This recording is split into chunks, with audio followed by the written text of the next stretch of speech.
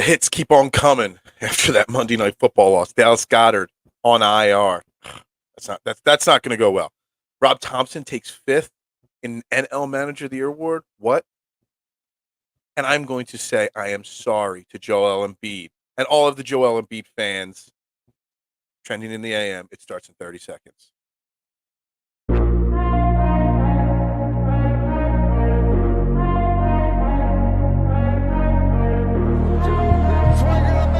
Holding, gets around in front. Joel Embiid, and Philadelphia has it.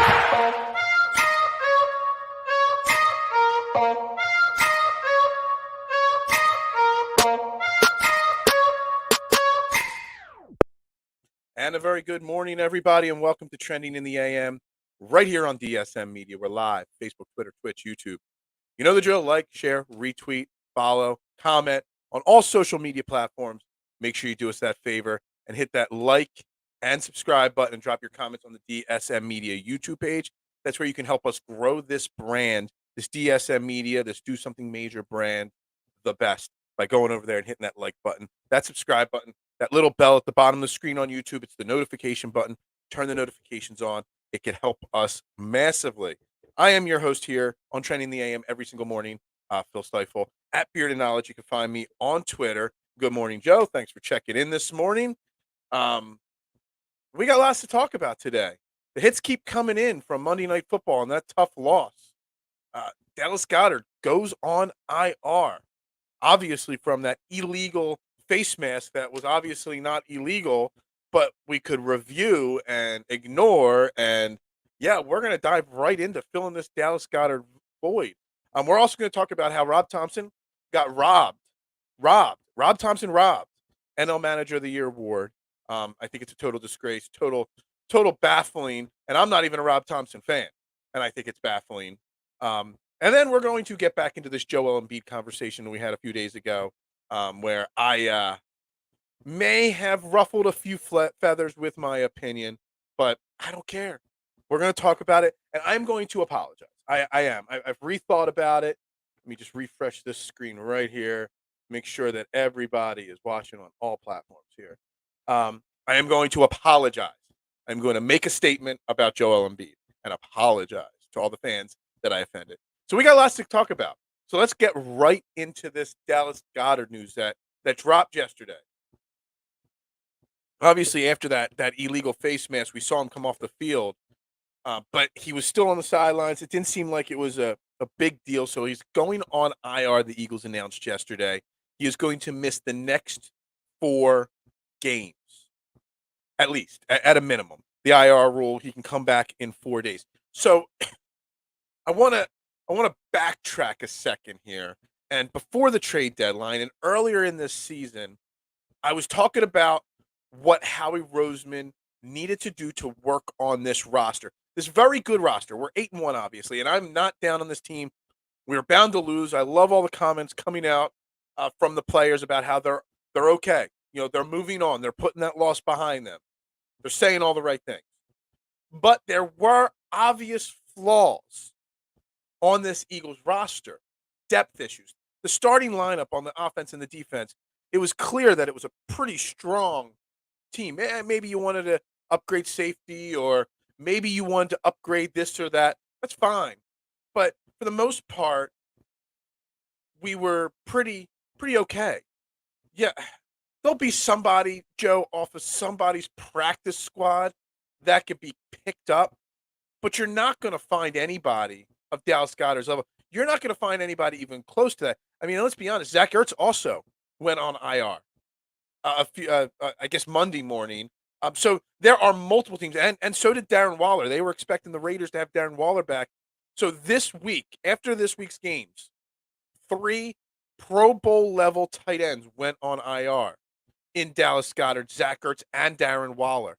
So even if there is some practice squad guys out there, A, you're going to be competing for them with 2 other teams, and B, you're going to be basically taking a practice squad guy. But it gets to the point that I brought up before the trade deadline, and everyone's like, what? Why would you need this? I brought up the fact that Howie Roseman should have been looking at tight end as one of the positions that he needed to address at the trade deadline. I mentioned 3 positions before the trade deadline, and this is hauntingly a bad thing to look back at. I said we needed to address tight ends, we needed to address backup defensive back, safety, slot, a cornerback in general, and defensive tackle. And we got Robert Quinn, who saw just over 20 snaps on the field and hasn't done anything. Everyone said, we look at the stats. He only had 1 sack in Chicago, but he had 18.5 last year. In a better situation, he was going to perform better. Well, currently, he's not performing any better. He's performing like the guy that had 1 sack this year. Looks a little slow. But defensive end was an issue, but defensive end depth, was that really the thing that Howie should have been targeting? It's what Howie targets on a regular basis. But I brought it up. If Darius Slay went down, who's going to step up? Zach McPherson? He didn't go down. Avonte Maddox did. And maybe, just maybe, part of the problem with Darius Slay and why he performed so badly on Monday Night Football was you didn't have Avonte Maddox. You had Darius Slay having to move around the field a little bit more. It changes the schemes there a little bit. And when you put Josiah Scott in the slot, it's just not the same as Avonte Maddox. Let's be honest. So we didn't address that depth. An injury happened, and we're screwed. Jordan Davis goes down. And I know Jordan Davis wasn't playing 80 snaps a game or anything, but he was playing 30, 35 very effective snaps a game. He goes down. I said we needed depth there because we could see already that Fletcher Cox was not Fletcher Cox anymore. There's a reason why we cut him and brought him back on a 1-year deal, but very, very limited role. He played 70 of the 83 snaps on defense on Monday night. Not addressing that interior defense was a problem. And Jordan Davis goes down, and we get gashed by a team that refuses to run the football, ran the football down our throats. And now comes the new breaking news that Dallas Goedert goes on IR. And, guys, our 2 other tight ends on our roster, Jack Stoll and Grant Calcaterra, have a combined 5 catches for 89 yards this year. They have been targeted 8 times. Stoll has 7 targets, 4 catches, 49 yards. Grant Calcaterra has been targeted 1 time, and he caught it for 40 yards. We all remember that big play he made a few weeks back. I said tight end was going to be in it. If you lose Dallas Goedert, this is not the team. If you think back over the last 5, 10, hell, maybe even longer, the Eagles have always had multiple good to great tight ends. We had Dallas Goedert and Zach Ertz. Before that, we had Zach Ertz and Brent Selleck. Before that, we had Brent Selleck and Chad Lewis. We've always had 2, even if we weren't a heavy 12 personnel team like we were under Doug Peterson, we always had 2 good to great tight ends. And they put all their eggs in the basket at Dallas Goedert this year, and that's great. Dallas Goedert is one of the top 5 tight ends in football when he's on the field. But what did I talk about before the year, and I talked earlier in this year about? People talk about injury history about a lot of players, or they're injury prone with a lot of players. But everyone seems to forget to talk about that with Dallas Goedert. Dallas Goedert's been in the league for how long? 4 years now? 5 years now? It's been a few years. He's never played a complete season. And here he goes again. And I'm not blaming his injury on him. It was an illegal play that was ignored by the rest. I haven't seen anything yesterday. The league could have come out, made a statement about a blown call and apologized. I heard that the Eagles submitted tapes to the NFL. Not that that's going to change a record or an outcome of a game. But we knew Dallas Goedert does miss time every year. And what do? They give us Jack Stoll and Grant Calcaterra. Calcaterra's what, a 6th-round draft pick?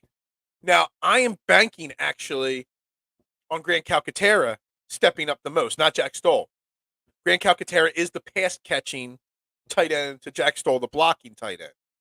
Calcaterra does have a slight distant connection to Jalen Hurts. I think his freshman year was Jalen Hurts' last year in college.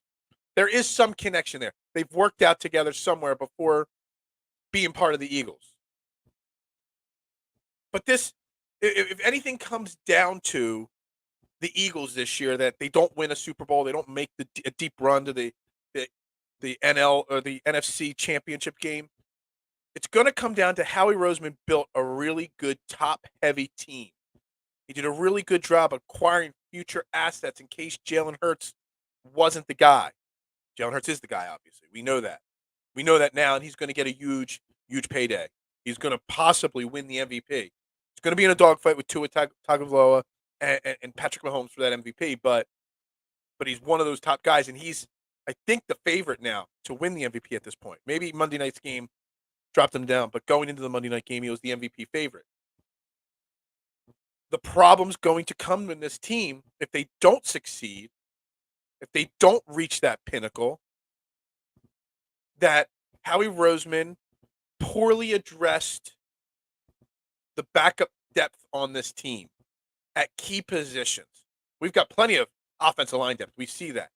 You've got a backup center. You've got 9 guys that could start on any team in the NFL. Maybe not 9 Pro Bowl level guys, but you got 9 starters on that offensive line. Wide receiver, you addressed it. You brought in better backups. You got rid of some of your mistakes in Jalen Reagor and Ortega-Whiteside, but not addressing the fact that your star tight end, now, not only is he your star, he's one of your focal points of your offense. He's second on the team in receiving yards. He's got 544 yards receiving. He's averaging over 60 yards a game. He's the third most targeted guy. I mean, you just look at it. I mean, there's 254 pass targets this year, and 187 of 254 go to A.J. Brown, Devontae Smith, and Dallas Goedert. He's got 43 catches, 544 yards, and 3 touchdown catches. That is a massive, massive amount of offense that needs to be addressed, that needs to be filled. And you're going to give me Grant Calcaterra and Jack Stoll. Does anybody see the problem with this? So I'm not going to bash Howie. Howie's had so much go right over the last year or two. But the lack of addressing depth at key positions that you know you have issues at is going to come back to bite him. We're still winning our division. Let's be honest. The Cowboys are not winning the NFC East. The Giants, at some point, I expect them to go on a little bit of a rut.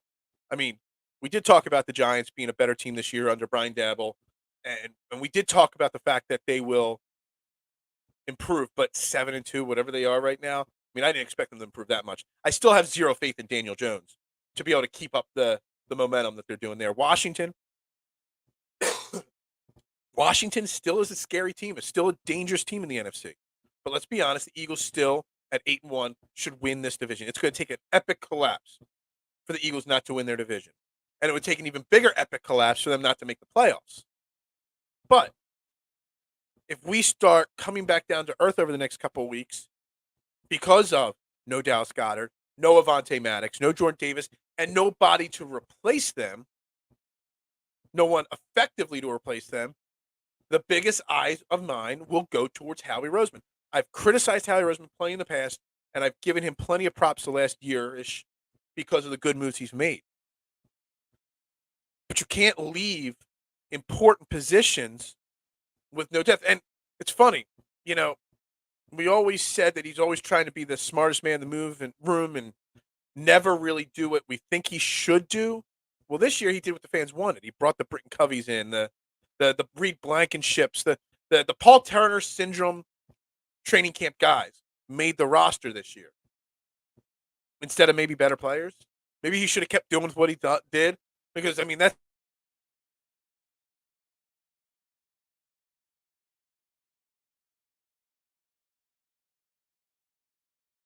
I'm losing internet connection there. What the heck is going on there? Wonder what happened there. Jeez. Give me a second here. I don't know what's going on with my internet connection. I never close out some tabs here. I can pull that up in a second when I'm ready for it. All right, I think I'm back to a strong connection there. Let me check that. Am I off the Wi-Fi on my phone? I am. Sorry about that, guys. A little bit of a little speed bump in the internet connection there. Don't know what happened there.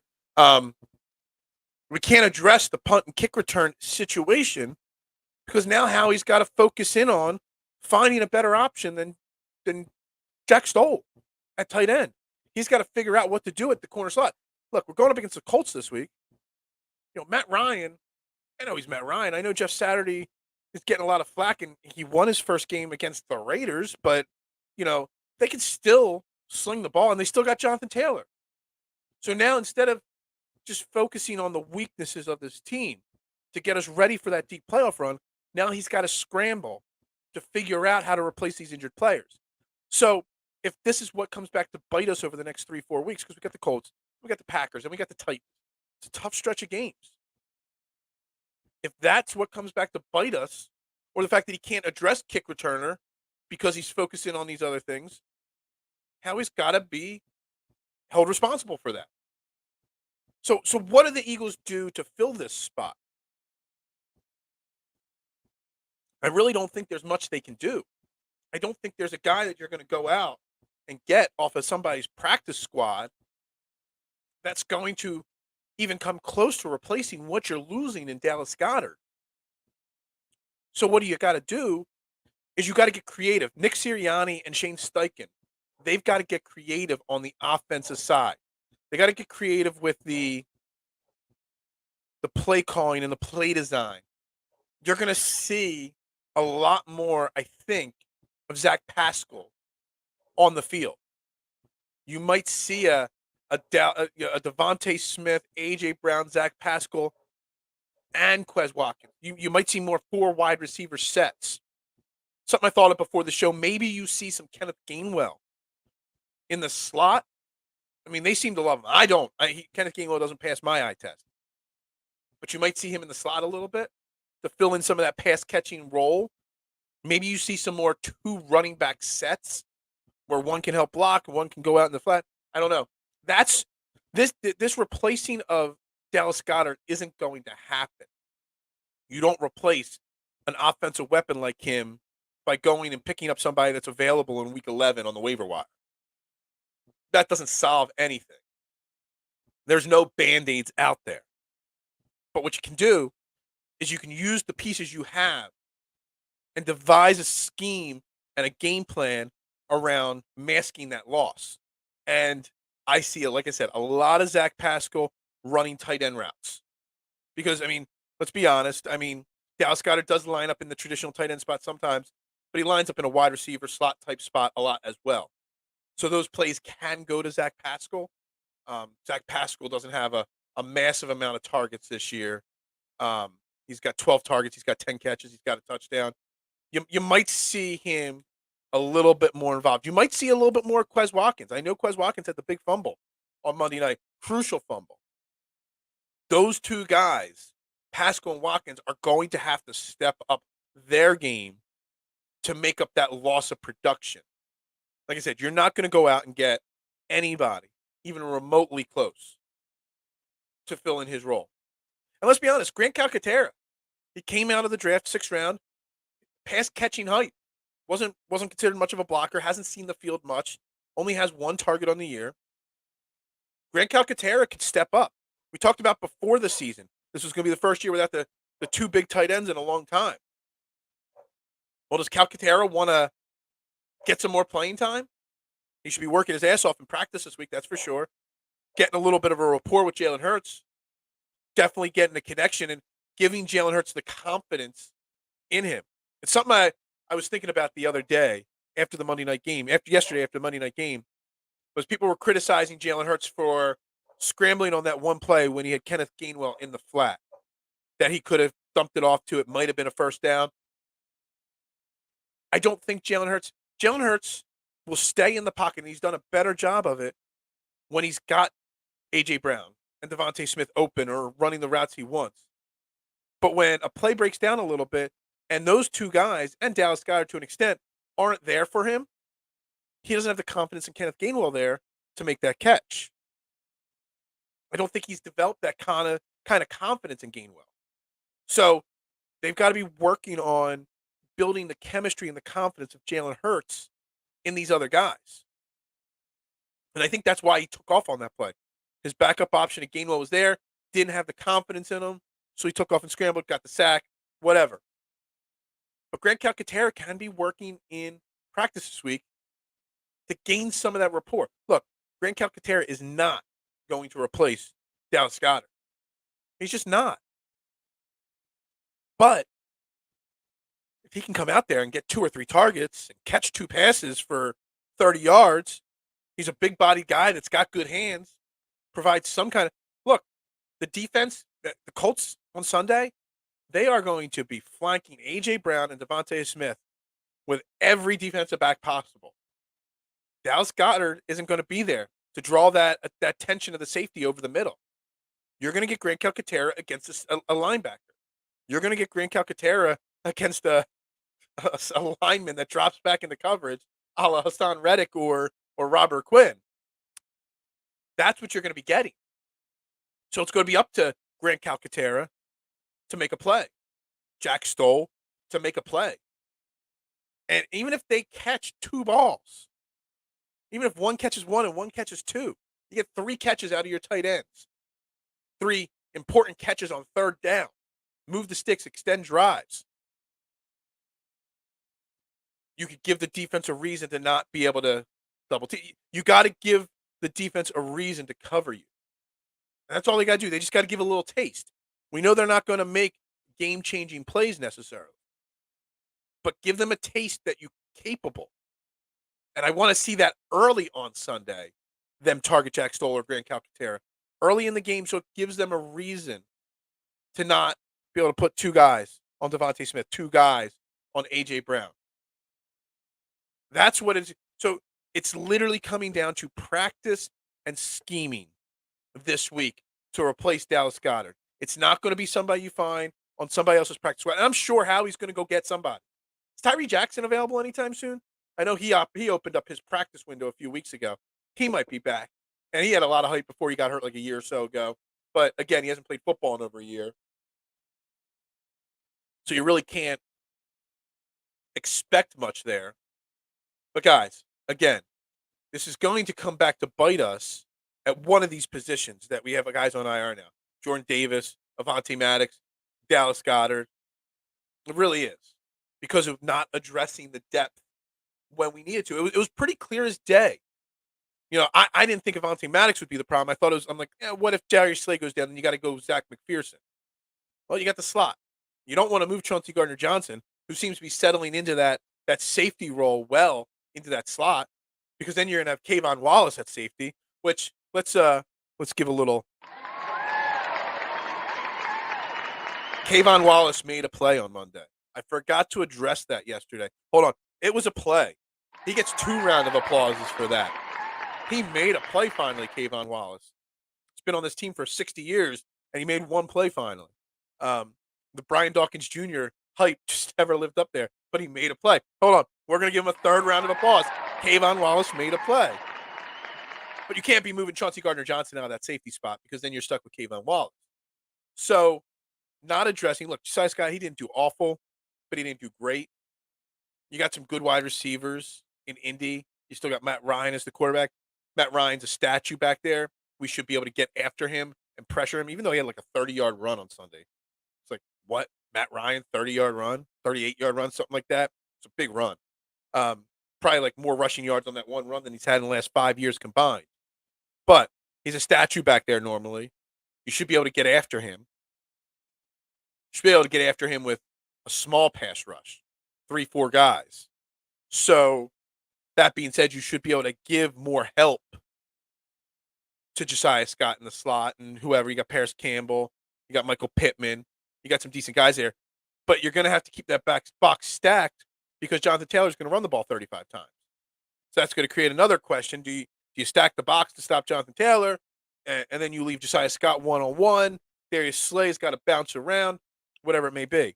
This week is going to come down to coaching schemes around helping the other people around the injured spots, helping Darius Slay and Josiah Scott, helping the defensive tackles be able to work on that defensive tackle rotation. No way I want to see Fletcher Cox out there that much again.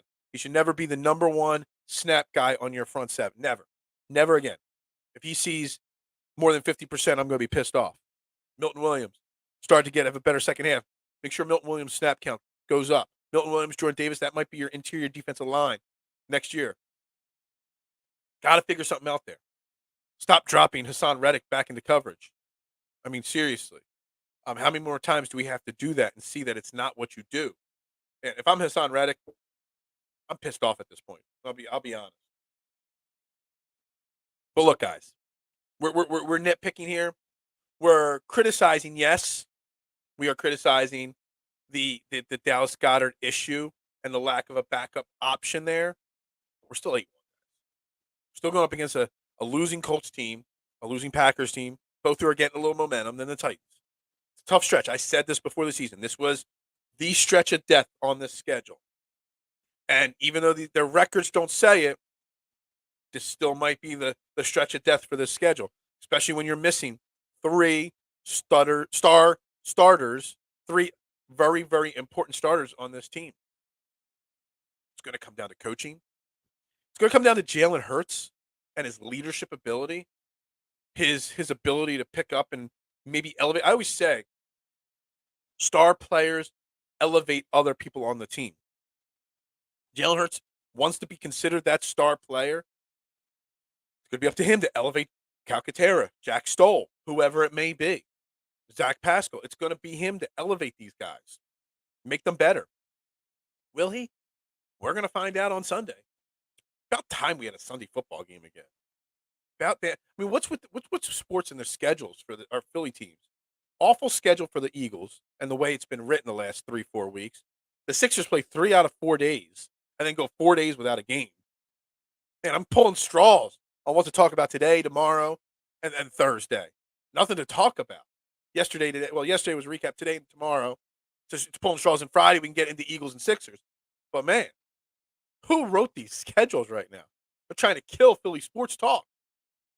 That's why you watch DSM Media right here, trending in the AM, because we always come up with something to talk about. Real quick, I want to take a quick pause in the break right now because today's show is brought to you by Gents Barber Lounge. Check out one of their 2 great locations in Fishtown and Old City and book your appointment today. They own the craft and it shows, rated the #1 barbershop on Yelp in the Philadelphia area, multiple award-winning barbers, and able to handle any style cut, adult or kid. Take a quick look at some of their great work.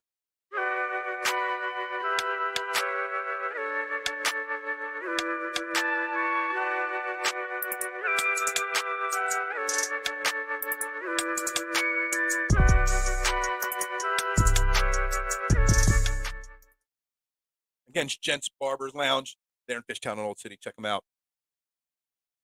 And we're back here, trending in the AM, right here on DSM Media. I am your host, Phil Stiefel. I just spent the first half of the show talking Eagles, talking the Dallas Goedert situation, and talking about, question marks on this team going forward.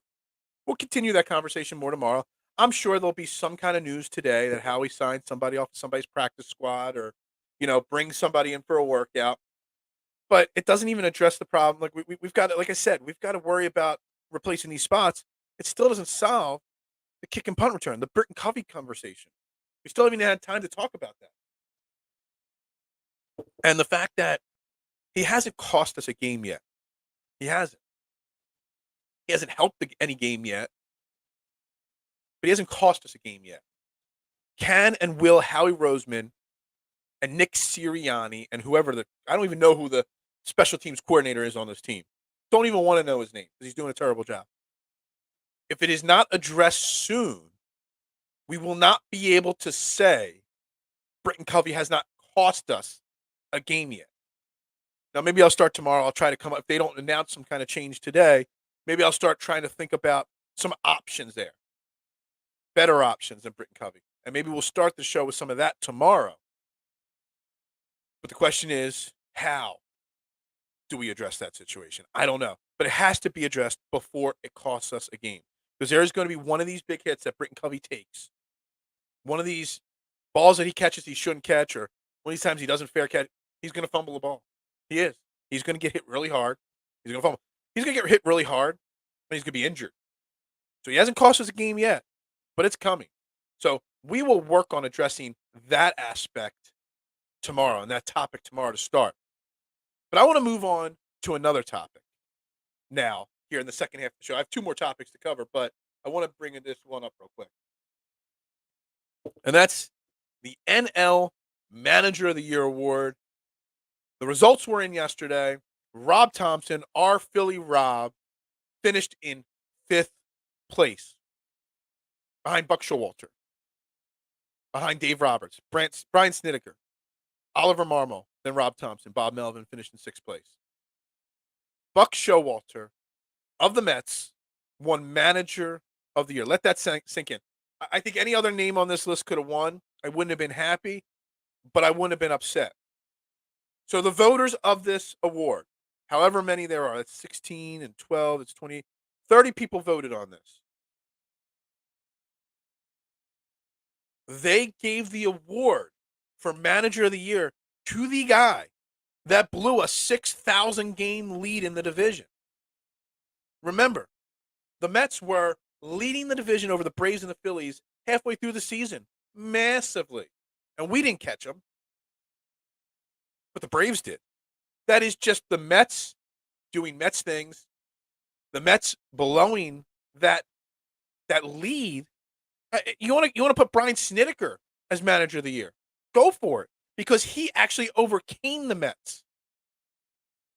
But Rob Thomson, I am biased on Rob Thomson, sure. Look, everybody knows I am not a Rob Thomson fan. I am not a Rob Thomson guy. He's growing on me, absolutely. Him getting us to the World Series gave him somewhat of a leash, in my opinion, from my criticism. But he took over 22 in 2019 to lead them to 87 wins and the playoffs. Then take that team. I know it's a regular season award, so his run to the World Series isn't, calculated into this voting. You have to vote before the playoffs start. But how can you conceivably not give Rob Thomson more credit for taking a team that was on the brink of death and getting them to the playoffs? Their first playoff in 11 years. But give the award to the guy that team blew one of the biggest division leads of all time. That's the problem. Rob Thomson could be 5th, but Buck Showalter should not have won this award. And I don't know what the voters were thinking. And that's what really upsets me. Dave Roberts, yeah, I mean, the Dodgers always are a good team. They're always winning a lot of games. They spend a lot of money. Marmol, the Cardinals, they had a really good season, sure. Brian Snedeker, I mean, honestly, if you're not going to put Rob Thomson 1, it should be Brian Snedeker, Rob Thomson 1, 2, in either order. Dave Roberts 3, Buck Showalter should be 4 or 5, honestly, in my opinion. I mean, blowing that lead just doesn't deserve you to get that much credit for what you did.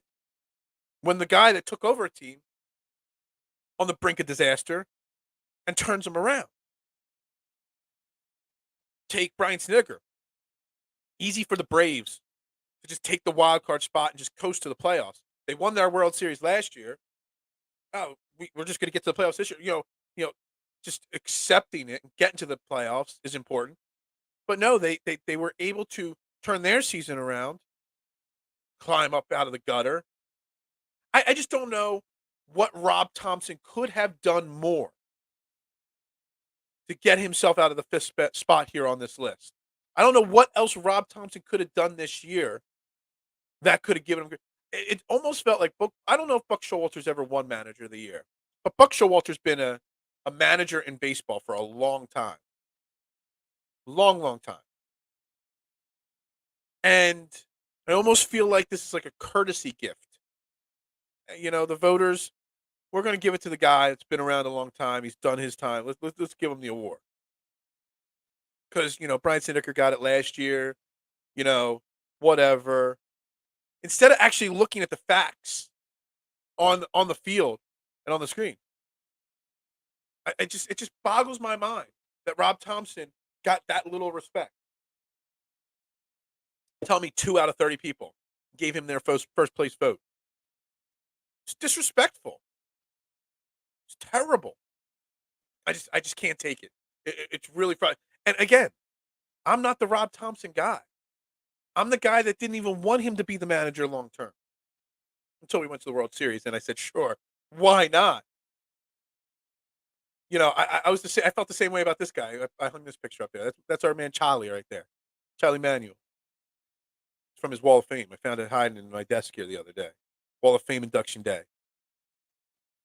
I don't know what else he could have done to get that respect, and that's where I'm stuck right now. Did he need to win 90 games, 100 games? Just say the Phillies win 3 or 4 more games and get to 90, 91 wins, and maybe they're the 5th seed instead of the whatever. Just say.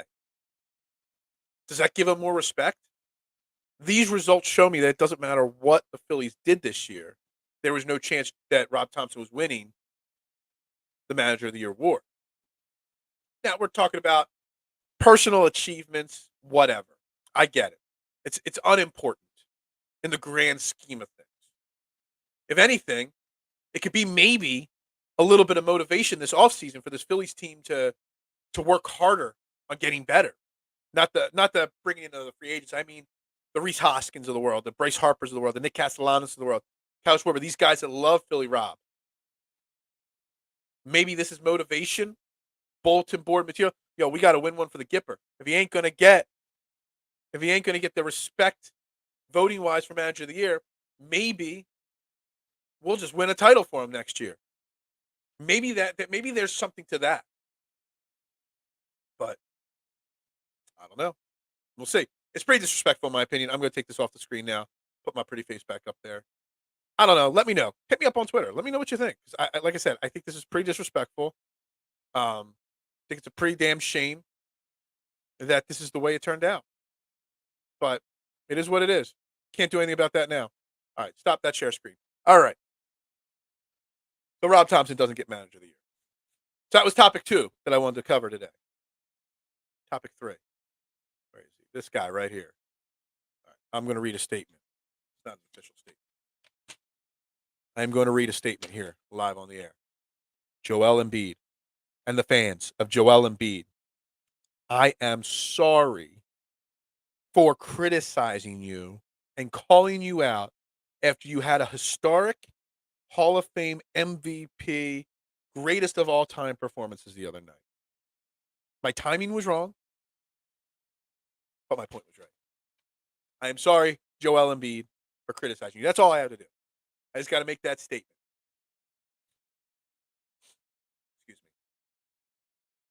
me. Look, joking aside, my time, I talk about timing in sports a lot.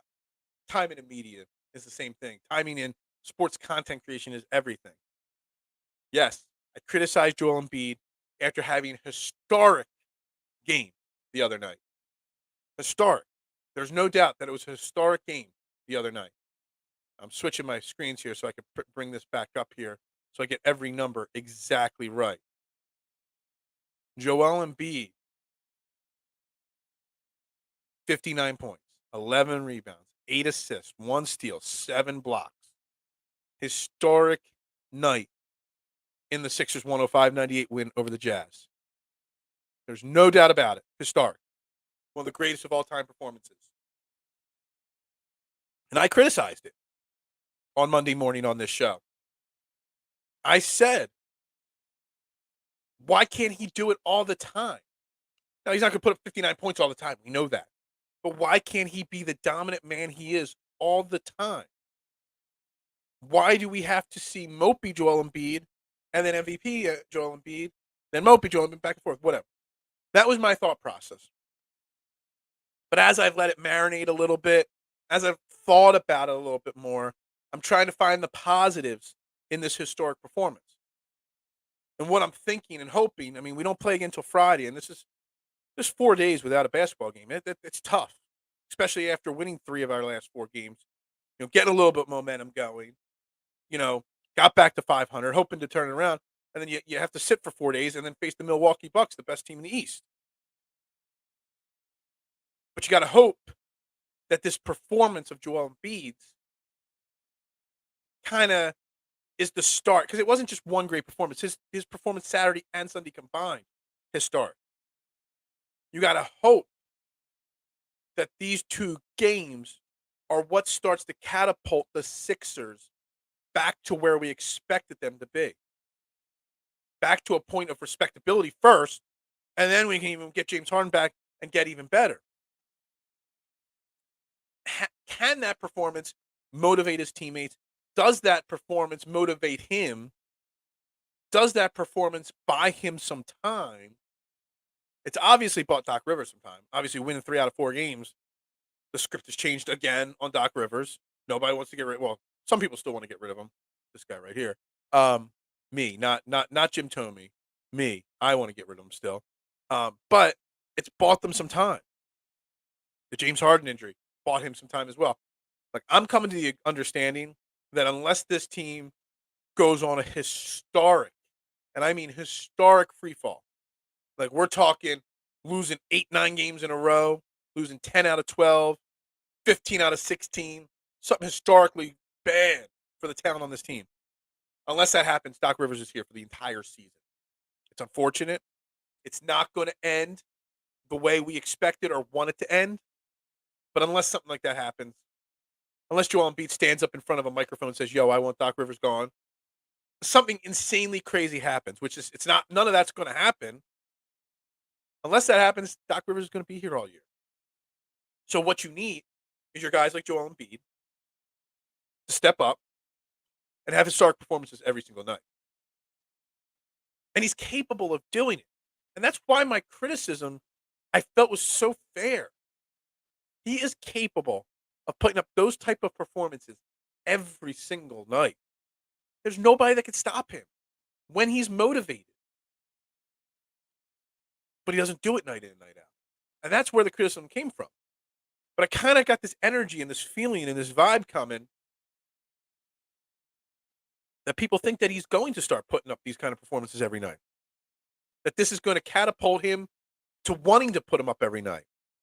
Maybe he's getting healthy. Maybe he really was hurt, banged up, and out of shape to start the season. Maybe this, followed by 4 days off, and then going up against some pretty big teams, is what gets him going. Still, the rest of the team needs to perform better. Still, the rest of the team needs to step up their game. Doc Rivers has got to figure out what to do with this rotation, at least till James Harden returns. And I was thinking about that rotation of the Sixers. I was thinking about, the last 2 days, since James Harden's been down, he's missed, 4 games, I believe he's missed. You started D'Anthony Melton at first. And James Harden's going to be gone for a month. Well, we're about a week or so into that month. So you got a couple more weeks till you're going to have no James Harden. You started with starting D'Anthony Melton. And it wasn't going too well. He missed 1 game with an injury, and then the last game on Sunday, he came off the bench. And you started Matisse Thybulle in his place. So you had a Maxey, Matisse, Joel, Tobias, and PJ Tucker starting lineup. And I think while James Harden is out, I think that's what I roll with. Matisse Thybulle, they just DMPs, 1 minute, 30 minutes, 10 minutes, 2 minutes, 30 minutes. Got to give the kid some consistent run. Got to find something consistent from Matisse Thybulle. He's just, I think at this point, it's not his rookie year anymore. It's not his second year. At this point, he is what he is. He's a guy that's going to occasionally get hot from 3, but he's never going to have the confidence to do it regularly. He's a great defensive player, and as long as you got offense around him, he's fine. I'm just going to say it now. When James Harden comes back, I'm leaving Matisse Thybulle in the starting lineup. And PJ Tucker is going to my bench, at least for now, at least till the playoffs come around. I'm going to roll with a Maxey, Harden, Matisse, Tobias, and Joel starting 5. It's just, you'll get more out of Matisse defensively than PJ Tucker. PJ Tucker gives you exactly the same as Matisse offensively, and you're just going to get a little bit more defensively from Matisse. Right now, offensively, Joel Embiid has to score 59 points a game. Because when you got Matisse and PJ Tucker starting and playing the minutes that they play, the offense has got to come from somewhere. Tobias Harris needs to step up offensively as well. Maxey does as well. But when you got those 2 guys on the court, you have one guy guard both of them because they're not going to do anything offensively. The PJ Tucker the signing might come back to bite us Everyone's like, oh, if we get one good year and we win a title, bringing in PJ Tucker for 3 is worth it. Well, I think we're seeing that it might not have been worth it with PJ Tucker giving him a 3-year contract. But it is what it is. So that's why, though, I'm moving him to the bench. That way we can also control his minutes a little bit more. I said it before the season. Do not burn PJ Tucker out like you did George Niang last year. Doc Rivers has got to go back to using George Niang excessively because without James Harden and with all these offensive issues, unfortunately, he's a guy that can knock down a shot. Even if he can't knock it down, he's competent in taking the shot. Joel Embiid needs to prove me wrong. Joel Embiid needs to continue to put up these historic performances night in and night out. Because without him, it's going to be a struggle. I mean, you look at it. This damn mouse. I really got to buy some batteries. Where's my NBA standings here? They're back into the A spot right now. They're 7-7. The Heat, they're starting to pull it together. The Jazz have fallen down a little bit. The Raptors are banged up like crazy. How they're hanging in there, I don't know. The Wizards aren't going to be where they are. The Cavs are coming back down to earth. They've lost 4 in a row. It's still the Celtics and the Bucks at the top of the conference, as expected. But honestly, the difference between the Sixers and the Bulls, who are out of the playoffs, and the Hawks, who are on the 3 seat, is negligible. So if the Sixers can put it together, hang in there, but put it together, they're still very capable of being exactly where we expected them to be come the playoffs. Top 3-4 seed. And that's good. But it's going to continue to take Joel Embiid having historic performances night in and night out. James Harden's going to have to come back healthy. Is it crazy if he's ready in 4 weeks, I'd make him wait a 5th week? Just to make sure. We don't need a lingering. Last year, you had that lingering hamstring. We don't need anything lingering all season long with James Harden. We need him healthy 100%. We don't need an 88% James Harden. And that's going to come down to Daryl Morey and the trade deadline and what they do to fix this team and to make adjustments. But that's down the line. This was my moment to say I'm sorry to Joel Embiid and the Joel Embiid fans for offending you for saying anything negative about a historic performance. That's all. That's all I wanted to do. Just say I'm sorry. Real quick, I saw something coming across the timeline right before we went live, and it's back to football topic. But Sean Watson is back to practicing, and I'd love to know how people feel about that because I don't know how to feel. His practice window has been activated by the Cleveland Browns. I believe he's got 2 more weeks he can't play, and then he'll be the starting quarterback over Jacoby Brissett. Obviously, the 3-6 Browns are not going to keep Jacoby Brissett out there. He hasn't played in a long time because of all these issues.